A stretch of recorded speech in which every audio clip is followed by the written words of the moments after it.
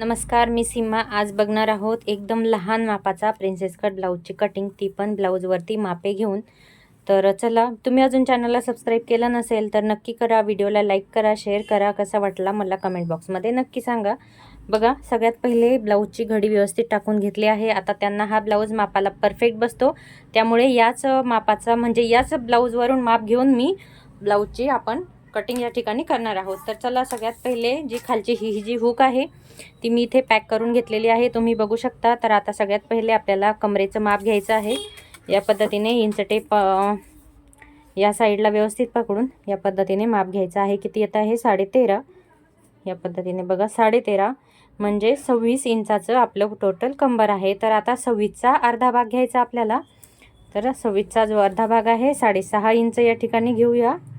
6.5 इंचावरती fitting ब्लाऊजची आणि समोर 2.25 inch शिलाईसाठी मी margin घेत आहे. आता ब्लाऊजची जी रेडी हाईट आहे त्यात आपल्याला 1 इंच वाढवायचं आहे. या पद्धतीने शोल्डरपासून खाली जो टक्स आहे तिथपर्यंत ब्लाऊजची हाईट मोजून घ्यायची. 14 इंच ब्लाऊजची रेडी हाईट आहे, तुम्ही बघू शकता. 14 इंच ब्लाऊजची रेडी हाईट आहे, त्याच्यामध्ये 1 इंच आपल्याला वाढवायचा आहे आणि 15 इंच आपण ब्लाऊजची जी रेडी हाईट आहे ती घेणार आहोत. या पद्धतीने आता छोटं माप आहे त्याच्यामुळे मी 5.25 इंचाचा शोल्डर या ठिकाणी घेते. आता शोल्डर घेतल्याच्या नंतर शोल्डरला एक व्यवस्थित सरळ रेषा आपण आखून घेऊया आणि 6 इंचावरती आपण आर्महोल घेणार आहोत. 5.25 वरती शोल्डर घेतलं आणि आर्महोलचं जे निशाण आहे 6 इंच थोडंसं जास्त होईल, 5.25 पर्यंत घेऊया आपण. स्केलच्या सहाय्याने व्यवस्थित इथे एक रेषा ओढून घ्यायची आहे. आता जिथे आपण 5.25 घेतलं शोल्डरचं माप, ती रेषा सरळ अशी ओढून घ्यायची आणि इथे आपल्याला चेस्ट साईज वगैरे टाकायची. आता बघा, इथपर्यंत रेषा ओढल्याच्या नंतर इथे आपल्याला ब्लाऊजची जी चेस्ट फिटिंग आहे तिचं मेजरमेंट टाकायचं आहे. तर या पद्धतीने जी हुकची साईड आहे तिथे टेप ठेवून इथे जो शिलाई म्हणजे फिटिंग आहे तिथपर्यंत आपल्याला मोजून घ्यायचं. बघा, 7.25 वरती आपल्याला चेस्टची जी फिटिंग आहे त्याचं माप मिळालेलं आहे. तर ते आपण जशास तसं टाकून घेऊ 7.25 इंचावरती आणि समोर 2 इंच आपण शिलाई मार्जिन घेऊया. आता ह्या ज्या रेषा आहेत त्या समोरासमोर व्यवस्थित जोडून घेऊ आणि आर्महोलला आपल्याला इथे मार्क करायचं आहे या पद्धतीने. आता बघा, इथे आपण नॉर्मल जर ब्लाऊज असेल तर 1.5 इंचावरती घेतो, पण या ठिकाणी छोट्या मापाचा ब्लाऊज आहे तर 1.25 वर आपल्याला जो आर्महोल आहे त्याचा व्यवस्थित शेप देऊन घ्यायचा आहे.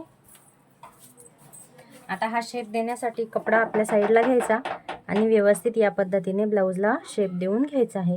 आता फिटिंग जवळ आहे त्यामुळे हा शेप थोडासा तुम्हाला लहान दिसत असेल, पण माप लहान असल्यामुळे आर्महोलच्या एकदम जवळ हा आलेला आहे. आता हे जो बॅक पार्ट आहे ब्लाऊजचा तो कट करून घेऊया, कारण की बॅक पार्टवरूनच आपल्याला जो फ्रंट पार्ट आहे तो कट करायचा आहे. या पद्धतीने बघा, बॅक पार्टची कटिंग झालेली आहे. आता हा जो एक्स्ट्राचा फॅब्रिक आहे याच्यावरती आपण व्यवस्थित हा पार्ट ठेवू आणि जशास तसा हा भाग जो आहे तो आपल्याला आखून घ्यायचा आहे.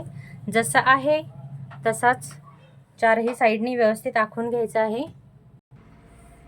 चारही साईडनी स्केलच्या सहाय्याने जो हा पार्ट आहे तो जशाचा तसा आखून घ्यायचा आहे. आर्महोलला आपण खडूनी निशाण आखलेला आहे त्यामुळे त्याचा जो मार्क आहे तो जशाचा तसा खाली ऑलरेडी उमटणार आहे. खालच्या साईडला पण आपण याला व्यवस्थित आखून घेऊया, म्हणजे जो पण बॅक पार्ट आहे तो जशास तसा आपल्याला इथे आखून घ्यायचा आहे. आणि त्याच्यानंतर आपल्याला समोरच्या भागाचा जो टक्स आहे त्याच्यासाठीचं मेजरमेंट फक्त टाकायचं. आता इथे बघा, बॅक पार्टचा जो आर्महोल आहे त्याच्यामध्ये आपल्याला व्यवस्थित शेप देऊन घ्यायचा या पद्धतीने.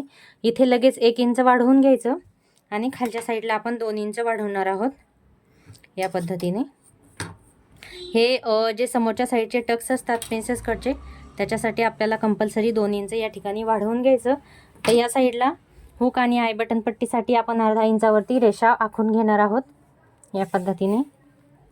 आता आपल्याला टक्सचं मेजरमेंट व्यवस्थित टाकायचं आहे पलीकडच्या साईडनी.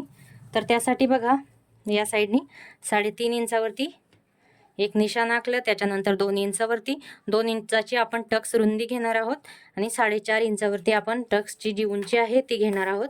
आता ही रेषा या पद्धतीने खाली ओढायची आणि हा जो पॉईंट आहे हा आर्महोलमध्ये या पद्धतीने गोलाकार शेप देत मिळून घ्यायचा. आता ही तर 2 इंचावरची जी टक्सची रुंदी घेतलेली आहे त्याला 2 इंच सरळ घ्यायचं, सरळ रेषा 2 इंचापर्यंत मारून घ्यायची आणि हा पॉईंट याच्यामध्ये व्यवस्थित या पद्धतीने मिळून द्यायचा. तुम्ही बघू शकता प्रिन्सेस कट ब्लाऊजची एकदम सोप्या पद्धतीने कटिंग या ठिकाणी रेडी आहे. आता इथे मी थोडंसं खालच्या साईडला घेते या पद्धतीने. बघा इथे थोडंसं मी फक्त जेवढा टक्स आहे अर्धा इंच खाली घेतलेला आहे, जेणेकरून प्रिन्सेस कट ब्लाऊज वरच्या साईडने उचलल्यासारखा होऊ नये, त्यासाठी आपण ते घेत असतो. आता चला गळ्याचा जो पार्ट आहे त्याची पण आपण म्हणजे व्यवस्थित त्याला पण ड्रॉ करून घेऊया. बघा 2.25 इंचावरती आपण गळ्याची उंची घेणार आहोत आणि गळ्याची जी खोली आहे ती आपल्याला 5.5 इंचावरती घ्यायची आहे. म्हणजे गळा आपल्याला रेडी 5.5 इंचाचा पाहिजे. खालच्या साईडला गळा रुंदी 2.5ची घेतली, वरच्या साईडला आपण 2.25ची घेतली आणि या पद्धतीने आता इथे चौकोन आखून घेऊया. याच्यामध्ये तुम्ही पाहिजे तो शेप देऊ शकता गळ्याचा, चौकोनी किंवा पंचकोनी जसा पाहिजे तसा.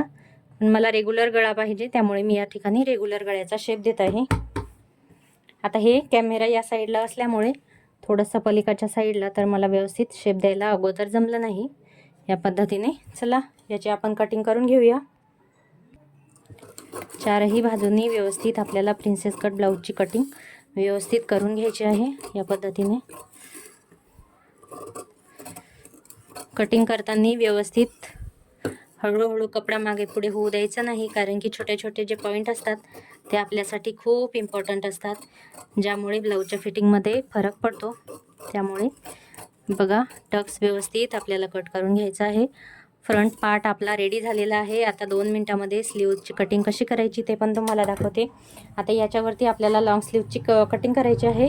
हा तुम्ही बघू शकता, हा उरलेला फॅब्रिक आहे आणि याच्यावरती मला थोडासा जॉईन या ठिकाणी द्यावा लागणार आहे. जो पण कपडा एक्स्ट्रा आहे तो मी 4 फोल्डमध्ये या ठिकाणी केला आहे. बघा या पद्धतीने कपडा आहे तो मी असा केला आहे. बंद बाजू माझ्या साईडनी आहे. बघा 9.5 इंचाची बाही मला रेडी पाहिजे, तर 10.5 इंचावरती इथे एक निशाण आखून घेऊया. 10.5 इंचावरती दोन्ही पण साईडनी 10.5 इंचावरती निशाण आखून घेणार आहोत आणि 3 इंचावरती आपण बाही डाऊन करून घेणार आहोत. चला दोन्ही पण साईडचे जे निशाण आहे ते व्यवस्थित एकमेकांना जुळवून घेऊया या पद्धतीने. आता बघा चेस्ट फिटिंग आपली 7.5 इंचावरती आहे, तर 7.5 इंचावरती आपल्या बाहीची फिटिंग येणार आहे. तर बरोबर इथून 7.5 इंचावरती आपल्याला एक निशाण आखून घ्यायचा आहे आणि इथून इथपर्यंत आपल्याला हा जोडत व्यवस्थित शेप देत देत याच्यावरती असा मिळून द्यायचा आहे. खाली फिटिंग 4.5ची आहे आणि 2 इंच शिलाई मार्जिन म्हणजे 6.5 इंचावरती आपण खालच्या साईडची फिटिंग आणि इथे पण आपण 2 इंच एक्स्ट्रा घेतलेला आहे. या पद्धतीने हे जुळवून देऊ ह्याच्यामध्ये आणि आपली स्लीव्ज पण रेडी आहे, स्लीवची कटिंग पण रेडी आहे. आता माझी कटिंग तुम्हाला कशी वाटली मला कमेंट बॉक्समध्ये नक्की सांगा आणि तुम्हाला व्हिडिओ कसा वाटला ते पण मला नक्की सांगा. व्हिडिओला लाईक करा, शेअर करा, चॅनलला अजूनही सबस्क्राईब केलं नसेल तर नक्की करा. चला भेटूया नेक्स्ट व्हिडिओमध्ये.